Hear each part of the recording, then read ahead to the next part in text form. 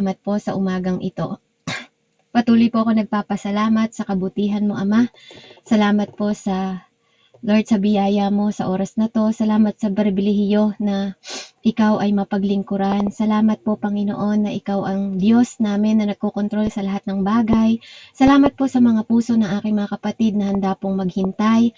Handa po, Panginoon, na makinig ng iyong salita sa oras na to.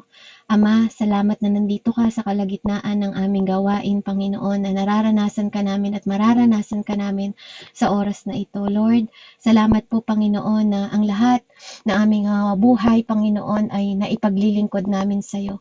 At alam ko, Panginoon, na bawat isa sa amin ay handa ang mga tenga na makinig at ang mga puso na maitanim ang mga banal mong salita.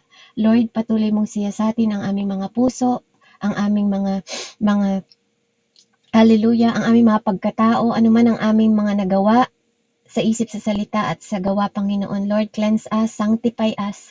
Create us a clean heart, O God, and renew the right spirit within us, Panginoon, sa mga oras na to. Mangusap ka sa amin, O Diyos, sa pangalan ni Jesus. Ikaw po ang makita, ikaw po ang mag-glorify, ikaw po ang magliwanag sa oras na to. Gamitin mo lang ang aking mga dila, ang aking mga bibig, Panginoon, na maging pagpapala sa aking mga kapatid. Pagpalain mo rin po ang aming mga pastor at pastora na nandito sa loob ng gawain, Panginoon, na siyang nagsya-shepherd sa bawat isa sa amin, Ama. Lord, dakilang Ama, salamat po sa katagumpayan ng gawaing ito. At Lord, mag-reign ka sa bawat buhay ng bawat isa at pagharian mo ang bawat buhay ng bawat isa sa oras na to sa pangalan ni Jesus. Amen and amen. So pag-uusapan po natin yung divine tool. Amen? Hallelujah. So pag sinabi pong divine tool, ito po yung mga kumbaga sa panggawa ng sasakyan may mga mga mekaniko na ginagamit natin, 'di ba? Yung mga pangkabit ng gulong, 'di ba? Yung mga jack. So yun yung mga bagay na dito sa mundo, ano po. Pero meron din pang spiritual, mga kapatid. So meron po tayong tinatawag na divine tool. Amen? Para ma-possess natin. Hallelujah. Bilang head sa ating Panginoon, ang ating Panginoon po, tayo po ay binigyan niya ng karapatan, binigyan niya tayo ng kapangyarihan na ma-possess po ang mga bagay sa pamamagitan ng divine tool na binigay niya sa atin. So from the head natin, amen, yung ating brain, 'di ba? Nagre-represent yan ng ating mga soul, yung mga dahil diyan kasi nagkakaroon tayo ng consciousness and self-awareness nag-i-exist para sa atin. Amen? So, ang area ng tahanan natin, amen, na ginawa po ng Panginoon is ito pong ating human vessel. Amen? Ito po yung temple ng Panginoon. So, ngayong oras na to, pag-aaralan natin yung divine tool sa pamamagitan po ng parte ng ating katawan. Amen? Na ginagamit po ng Panginoon. Amen? So, isa po sa divine tool na ginagamit ng Diyos sa ating buhay ay ang atin pong mga paa. Amen. Hallelujah. So, pag-aaralan po natin ngayon yung possession, amen, yung soul of your feet, yung divine tool ng Panginoon na gamit ang ating mga paa. Amen. So, ang mga paa po natin, ito po ay sumisimbolo na nagpo-possess tayo ng mga territories and establishing dominion. Amen?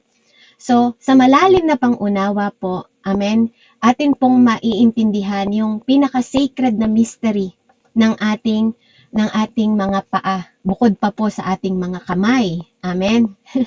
So dito matatagpuan natin yung spiritual na implication po kung paano tayo ay makakamove sa ating prophetic gateway, kasi ang ating Jesus ay isang prophet po, at tayo po ay isa na rin, dahil tayo nakipag-isa sa kanya, we are one of the body of the Christ. So we are prophet din po, kaya lagi natin sinasabi, we have to declare.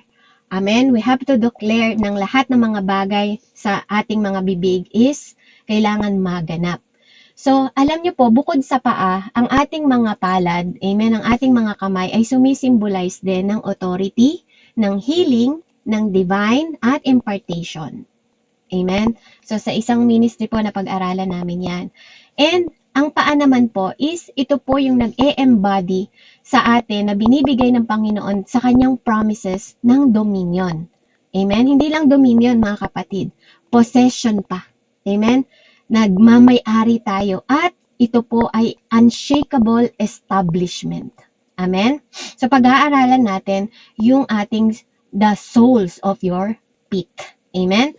So, the power to possess territory.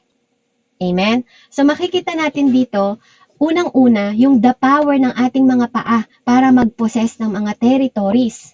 Amen? So, dito po, makikita natin sa Joshua, amen? Sinabi po dito ng Panginoon, chapter 3, dito pinahayag ng Panginoon yung, makikita natin yung connected ng spiritual authority na binibigay sa atin ng Panginoon, yung territorial at dominion. Amen? ng pagmamay-ari sa pamamagitan ng ating mga paa bilang servant ng Panginoon, bilang servant niya, tayo po ay may mga principle na binigay ng Panginoon Diyos upang maunawaan natin kung paano tayo ma-establish. At ganun din, amen, si Joshua. Sa chapter 1, makikita po natin doon, hallelujah, verse 3, sabi niya doon, gaya ng aking sinabi kay Moises, ibinigay ko na sa inyo ang lahat ng lupaing inyong mararating. Amen? So sa English po, sabi dito, every place that the sole of your foot shall tread upon, that have I given unto you, as I said unto Moises. So dito maintindihan natin yung prophetically po na whenever, kahit saan pa tumungtong ang ating mga paa, spiritually po, amen? Meron tayong mga transaksyon na nagmumula sa Panginoon na nagte-take ito ng mga lugar. At nagre-release tayo ng divine authority na dapat nating i-claim bilang territories natin na nag-e-expand. Amen? Lumalawak po. Dahil dito, dahil inaangkin natin yung bawat tinutungtungan ng mga paa natin at kung saan man tayo tumungtong, amen, ay territory natin, may possession tayo doon kung paanong hinahayag ng Panginoon spiritually, lumalawak ang God's kingdom dito sa mundo dahil sa mga tinutungtungan ng mga paa natin. Kaya kung si Pastora Mary Lou nasa Japan, that is her territory na binigay ng Panginoon sa kanya. Amen? Yung iba, ako nasa US, this is my territory. Kayo nasa Pilipinas, that is your territories. Amen? Yung possession na binigay ng Panginoon, spiritually dapat nag-a-act po tayo. Amen? Na ito ay ating inaangkin. Kasi po ito ay symbolic na tayo ay carrier ng tangible power na binibigay sa atin heavenly. Ini-endorse sa atin yun ng Panginoon. Amen po? So number 2, ang feet natin is nag-a-anchor in unmovable establishment. Amen? So ibig sabihin, pag sinabing anchor, naka-angkla ito sa isang bagay na hindi mayuyugyug. Amen? Walang makakapag-alis, walang sinumang karapatan na tanggalin o i-demolish ka because you are already established. Not because of our own, but because of our God. Amen? So additionally, sa possession na binibigay sa atin sa pamamagitan ng ating mga paa, spiritually, nagre-represent po ito ng stability. Amen? Ng lakas na permanent po. Amen? Na binibigay sa atin na divine ng position ng Panginoon sa buhay natin. Kaya nga makikita natin sa mga psalm, matatagpuan nyo doon yung mga salita, di ba? Sa Psalm 121:3, sabi niya doon, He will not suffer thy foot to be moved. He that keepeth thee will not slumber. Amen? Sabi niya sa Tagalog, hindi niya ako hahayaang mabuwal. Siya'y hindi matutulog, ako'y babantayan. Amen? So, walang sino man ang makagagalaw sa'yo. Amen? Sapagkat tayo po ay established. Amen? So, sinabi din po dito at pinapatutunayan din ng Panginoon bilang mga mananampalataya. Amen? Ito pong sinasabi ko sa inyo na divine tool ng ating mga paa ay para po sa mga believers lang. Amen? Hindi po sa unbelievers. So, bilang believers, ang mga paa natin, in-establish to ng Panginoon in His righteousness and in His truth. Divinely po tayo ay naka-establish. Amen? Gawaan tayo isang building na nakatayo, isang templo na nakatayo. Amen? At walang bagay na makakapag-shift sa atin. Walang sitwasyon na makakapaggiba sa atin kung tayo po ay marunong spiritually na i-position yung ating mga sarili. At bilang mga individual, kailangan po we are immovable. Amen? Katulad ng Panginoon, hindi tayo dapat magpapagiba sa anumang bagay, sa anumang alon at o mga pagsubok na dumadating sa ating buhay. Kailangan nagpapatuloy tayo. We're steadfast. Amen? Hindi tayo unwavering o pag dumating na yung alon, nag-iiba-iba ang ating kalagayan. Hindi po ganon. Amen? Dapat tayo ay nananatili sa pundasyon na binigay sa atin ng Panginoon dahil tayo ay secured. Amen? Tayo ay firmly secured sa ating prophetic destiny. Dahil Diyos ang nagbigay nun sa atin, mga kapatid. Amen? So, kailangan po nating tandaan yan that ang ating mga paa ay naka-anchor po na hindi magagalaw o mayayanig because it is established. Amen? Pangatlo, our feet as an instrument of victory and warfare. Sabi niya sa Romans 16:20, and God of peace shall bruise Satan under your feet shortly. Sabi sa Tagalog, ang Diyos, ang bukal ng kapayapaan at malapit na niyang pasukuin sa inyo si Satanas. Sumainyo nawa ang kagandahan loob ng ating Panginoong Jesus. Amen? So dito, nakita nyo po, even sa Psalm 91, anong sabi ng Panginoon sa atin doon sa 12:13? Sa kanyang mga kamay, ikay aalalayan nang sa mga bato paamoy hindi masasaktan. Iyong tatapakan kahit mga ahas o liyong mababagsik. Hindi ka maaano sa mga serpiente at leyong mababangis. Amen? So ang ating mga paa po, instrumento ito na nagsisimbolo ng ating katagumpayan. And even po sa warfare. Amen? Binibigay sa atin yung insight. Amen? Binibigay sa atin yung symbolize ng dominion natin ng victory over spiritual adversaries. Amen? Kaya ito yung sinabi ni Tatay Paul sa atin dahil ito yung revelation ng Panginoon sa kanya. Kaya bilang mga prophetic insight, 'di ba? Sa ating mga insight dapat ahead tayo na alam natin that we are starting from victory, 'di ba? Spiritual victorious po tayo. Amen? Hindi sa nakikita ng mga mata mo. Hindi rin sa distansya, kundi sa intimately connected kasi tayo.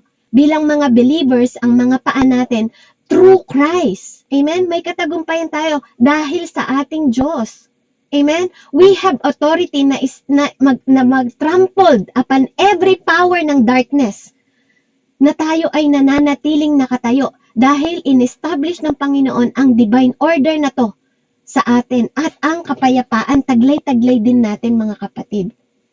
Kaya kaya natin binabind ang mga kaaway, lalo na si Satan, kapag kumakawala siya sa talampakan natin. Kaya tandaan po natin, na tayo ay may victory na.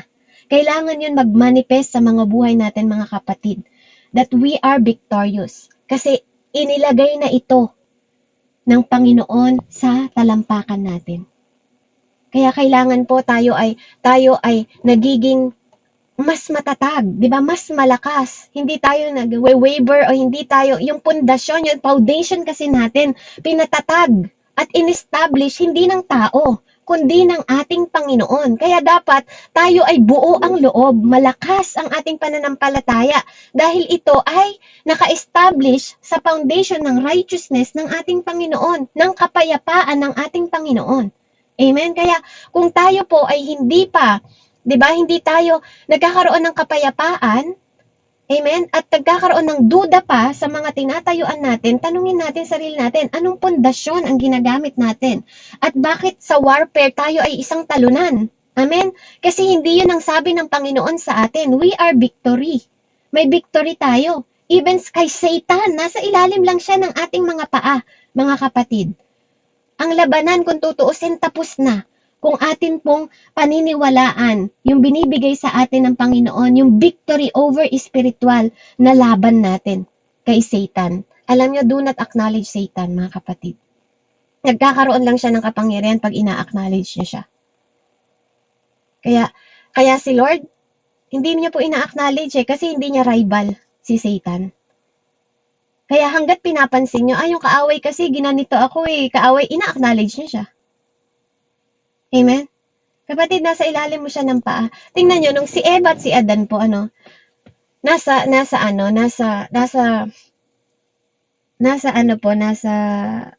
Eden, Garden of Eden.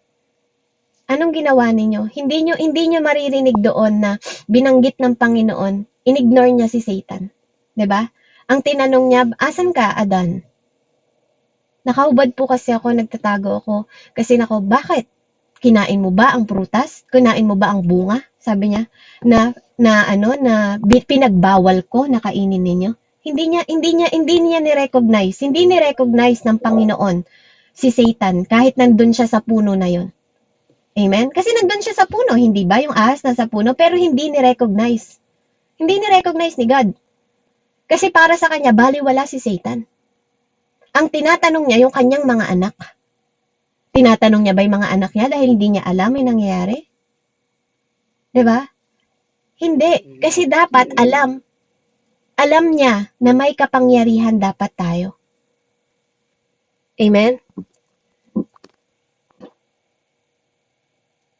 Meron pong nakabukasan na po na mic, purihin ng Panginoon. Bigla naman akong kinabahan, nakala ko po may pumasok na sa sasakyan ko.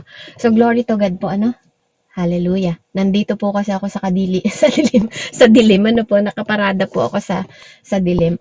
So praise God po, So yun wag natin bigyan ng kapangyarihan. Lagi na lang tuwing may nangyari sa atin. Yung kaaway kasi, bakit niyo siya nire-recognize? Amen? Bakit niya, samantalang ang Panginoon, hindi niya nire-recognize? Ang sabi ng Panginoon, nasa ilalim siya ng paa natin. Amen? Huwag natin laging bigyan ng credit ang kaaway sa buhay natin kasi talunan na siya. Amen? Sabi pa nga ni Jesus nakita niyang nahulog. Nahulog lang si Satan. Pero tayo, binibigyan natin siya ng malakas na kapangyarihan sa buhay natin samantalang ang sabi ng Panginoon, He is under your feet. Amen? Kaya mula po ngayong araw na to, huwag niyong binibigyan, huwag niyong binabanggit yung pangalan niya kasi wala siyang karapatan sa buhay ninyo. Wala siyang kahit konting kapangyarihan sa inyo unless nire-recognize na siya.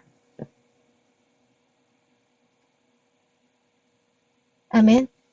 Ang i-recognize lang natin yung kapangyarihan ng Diyos. Ang i-magnify natin yung power ni God, hindi yung power ng demonyo. Kahit pa ikaw ay nasa deliverance, wag mong isipin na mas malakas siya kaysa sa kapangyarihan ng Panginoon natin. Kasi even tayo, binigyan tayo ng kapangyarihan, tapakan siya. 'Di ba? Ang mga demonyo nasa talampakan lang natin. So magpalakas tayo spiritually. Magpalakas tayo ng foundation natin ng pagkilala sa Panginoon para mas alam natin yung kapangyarihan at divine tool na binibigay sa atin ng Panginoon. Hindi yung mas binibigyan natin ng kapangyarihan yung demonyo sa buhay natin kahit alam natin na wala na silang kapangyarihan sa atin. Amen? Kaya wag niyo silang i-recognize. Ni mabanggit ang kanilang mga pangalan, wag.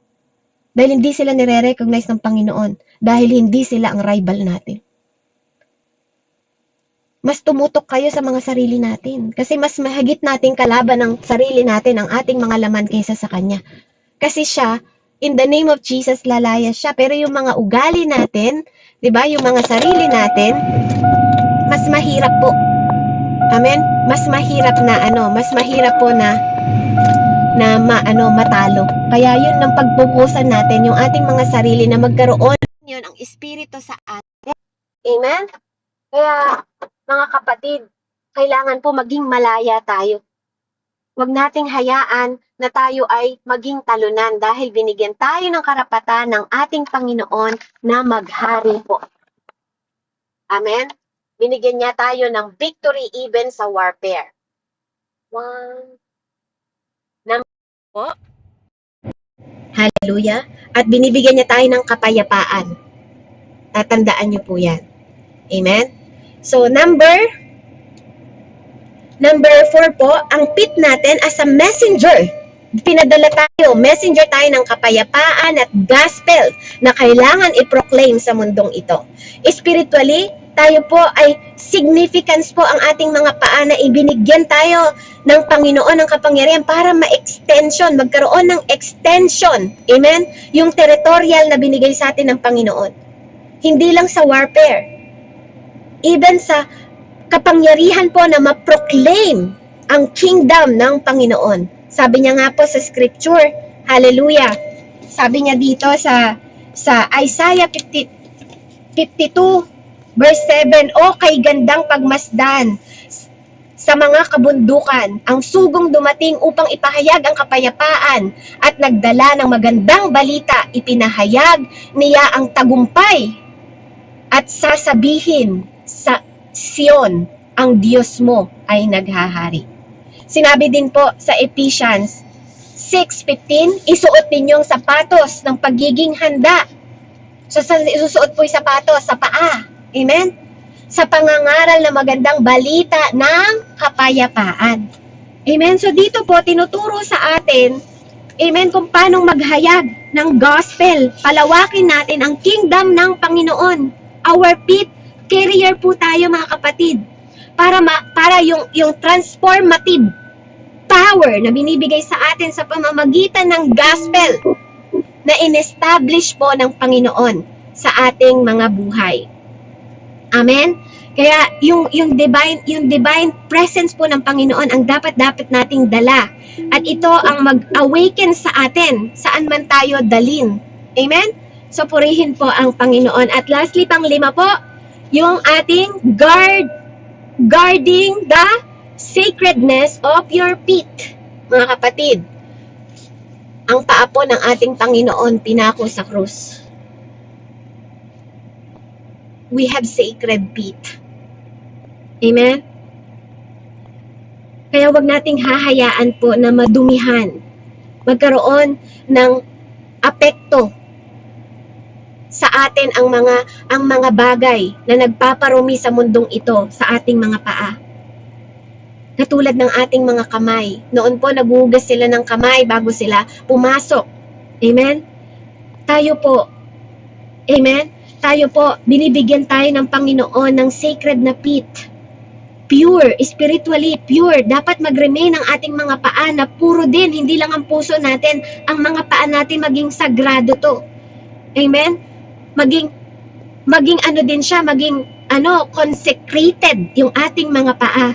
Kasi prophetically, napaka-importante po na ma-maintain natin yung purity at kalinisan sapagkat ang ating mga paa nag-i-illustrate ito katulad kung paano in-approach ng Panginoon si Tatay Moises sa burning bush, di ba? Sabi niya sa Exodus 3:5, "And he said, draw not hither, put off thy shoes of thy feet, for the place whereon thou standest in the holy ground." Sabi niya doon sa Exodus po 3:5 and 6, sinabi ng Diyos, "Huwag kang lumapit. Hubarin mo ang iyong sandalya sapagkat banal ang lugar na kinatatayuan mo. Ako ang Diyos na sinamba ng iyong mga ninuno, ang Diyos ni Abraham, ni Isaac at ni Jacob." Tinakpan ni Moises ang kanyang mukha sapagkat natatakot siyang tumingin sa Panginoon. Mga kapatid, kailangan nating maintindihan na ang mga paa po natin ay spiritually nilinis ng ating Panginoon. Kaya nga po lumalakad tayo sa victory, sa katagumpayan, sa purity, amen, sa establishing ng Panginoon. Kasi itong ating mga paa, ano ba ang tinutungtungan ng ating mga paa? Ano ba ang cornerstone natin, mga kapatid, na tinutungtungan? Hindi ba ang ating Panginoong Jesus? Kaya mga kapatid, pinapaalalahanan tayo ng Panginoon na panatilihin nating malinis. At kailangan nating maintindihan na ang ating mga paa ay nagsisignificant ito. Nagsisignifies ito. Amen? Nagiging simbolo po ito ng holiness.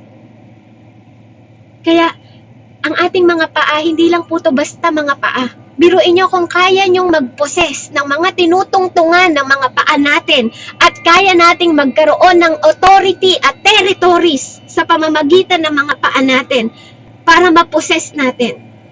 Because we are the carrier ng presence ng Panginoon, mga kapatid. Holy ang nasa katawan natin. Kaya even ang mga paa natin, panatilihin po natin na lagi po tayong naglilinis. Kaya nga sabi ko, sino man ang tumatanggap sa mabuting balita ng Panginoon, ipagpag niyo yung mga paa. Sabi nila sa Acts, di ba? ipagpag ang mga paa. Huwag natin dadalin yung mga dumi na galing sa mga taong hindi tumanggap ng mabuting balita. Because our feet is sacred. Our feet is holy. Kaya ito yung tungtungan na to, yung tinutungtungan natin is holy. Kaya mga kapatid, maging matalino po tayo. Dahil ang ating katawan ay divine tool ng Panginoon. At tayo po ay nagsimula sa paa.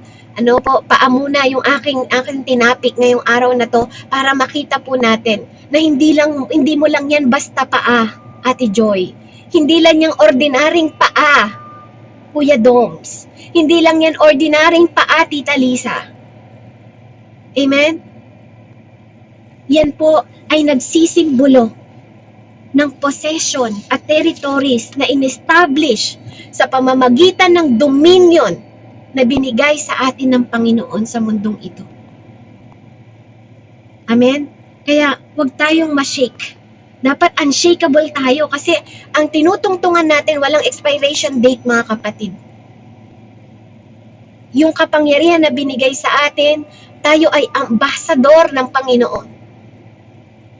Walang expiration date yung binibigay sa atin ng Panginoon, kaya lalo tayong magpalalim, lalo tayong magpa-establish sa Panginoon, lalo tayong magpahubog sa Kanya, magpaturo sa Kanya, at kilalanin siya sa pinakamataas na pagsamba bilang ulo ng katawan ng banal na Diyos. Amen? Purihin po ang Panginoon. Let's pray.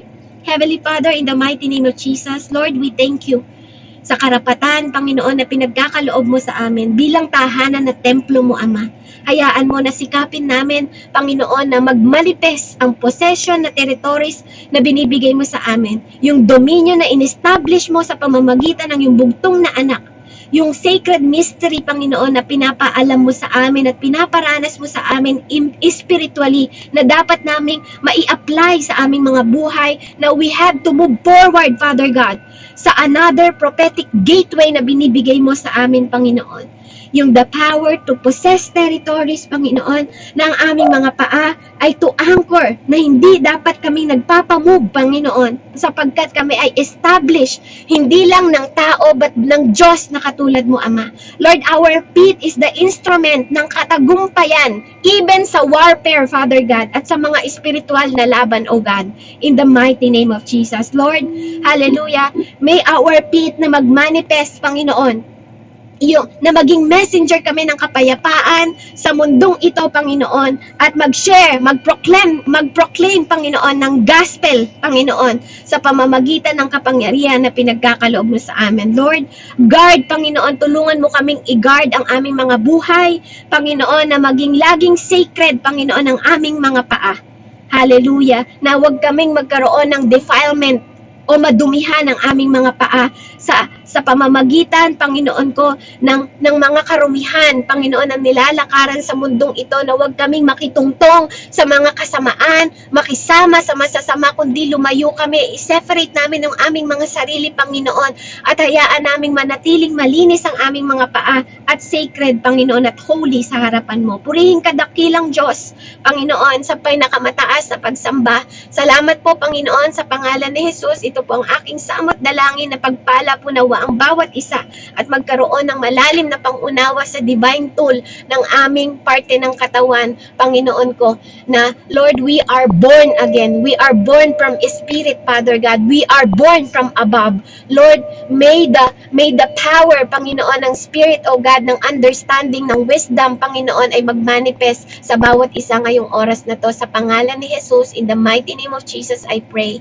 Amen and amen. Glory to God po, and God bless po sa bawat isa. Purihin po ang Panginoon, and to God be all the glory po. Back to you po, Pasi. Ayan, malapit nang mawalay boses ko, but glory to God po.